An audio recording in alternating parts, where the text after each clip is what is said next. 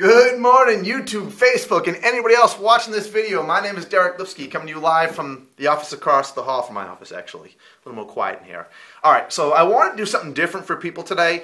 I haven't done like a series of videos for a while, and I wanted to bring something up that this time of year, people start getting their homes ready, and I get calls from all over the place. People seem to find these videos. They're like, "Hey, will you list my house? I'm in Erie, Pennsylvania."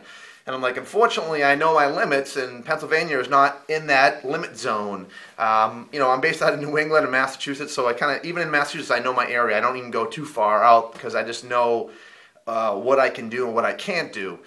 So what I wanted to do was a series of questions about what you could ask your agent. So, obviously I can't be there for every appointment. I would love to be the guy interviewed every single time. I'd like to think I'd ace it and have that much more business and have that much more referrals and people happy and saying, geez, you did a good job. But I can't. So what I've developed is a series of questions you can ask your realtor in your town about, what you need to know about putting your home on the market and stuff that I think it's very important. I scanned through a ton of sites trying to find questions, come up with some of my own. I noticed a main theme through a lot of them, so I kind of took a lot of those questions and used them, and plus the ones I think are important. Okay, so when you get to the first one right away, which is going to be, are you a full-time professional agent, and how long have you worked full-time? Okay, so this is really important. I put this number one because I think it's one of the most important questions you should ask your agent if you're going to hire one. It's just a fact that 76% of all agents out there in today's market are part-time, believe it or not. Now, they're not going to volunteer this information to you. Obviously, they don't want you to know that because they feel it's a detriment. They won't get the listing. Now, let's just say this. This question is very important for one reason. 5 years ago, you could hire your mailman, your cousin, your brother John, the firefighter, your electrician Mike, who did this part-time on the side, because it didn't really matter what you did. The homes sold themselves because there weren't enough to choose from. In today's market, I'm sure you know, that's the exact opposite. So the importance of having a full-time agent is you're going to have someone there all the time. Now, some of these agents will say, I've had people say, well, what's the difference between full-time and part-time? He's going to do what you do, it just means he can only show the house after 5 o'clock. And most people work till 5 anyway, so it makes sense. It doesn't make sense. If his or her, I should say, idea of selling the house was to stick it in MLS and hope another agent sells it, then you don't even need an agent. You can pay $500 to an entry-only system and do that yourself. The truth is, if you do that, you're going to get the results a lot of these agents do. Even the ones that aren't full-time, aren't getting the kind of results that they want because you're hoping someone else sees it and brings their client to it and sells it. And does that happen? Yes. Does it always work? No, absolutely not.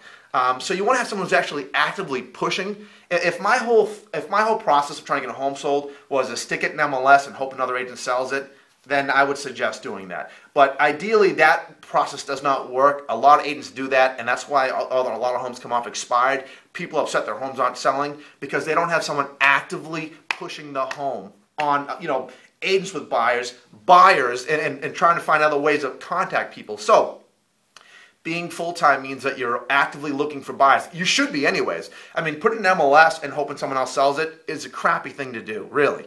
You should really have a plan every day. What are you doing on a daily basis to find buyers? So my sellers, I answer that question. This is the question that I bring up front because I think it's important. Because you don't know how many times I go to expired listings, homes that haven't sold, and they tell me about what happened in the process of the home not selling.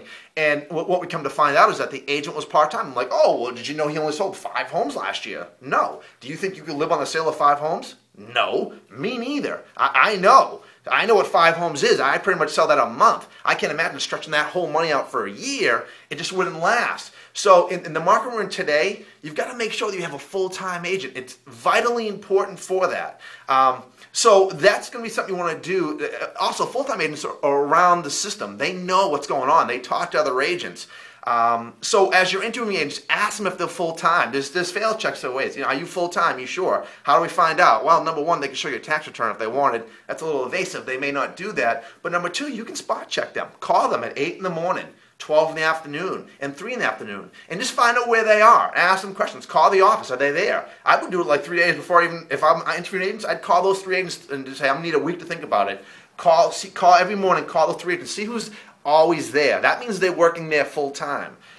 What I would say this to you is that ideally they shouldn't do this, but I'm sure some people, if you ask them full time, even though they're not, they will say they are. So just be careful of that because if the market were flat or going up, it wouldn't matter what agent you hired, the home would be worth the same amount or more. In this market where the market's going down, It is important. I can't stress this enough. It is important that you get the right agent, because if you don't, the home value goes down and you end up losing money. So when I come ring the doorbell after 6 months when the home hasn't sold and you think it's at 420 and I'm like, wrong, it's 375, 350, you're ready to strangle me. But the truth is, that's the market where we're at.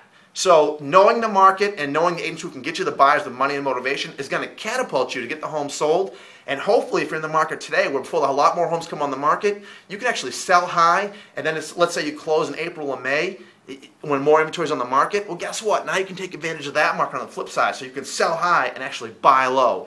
Any questions or comments, give me a call. I know this went a little longer than I wanted it to. 508-326-5320. Email me, Deric Lipski at Gmail or Deric Lipski at kw.com or Hotmail, or I don't care, Facebook, anything.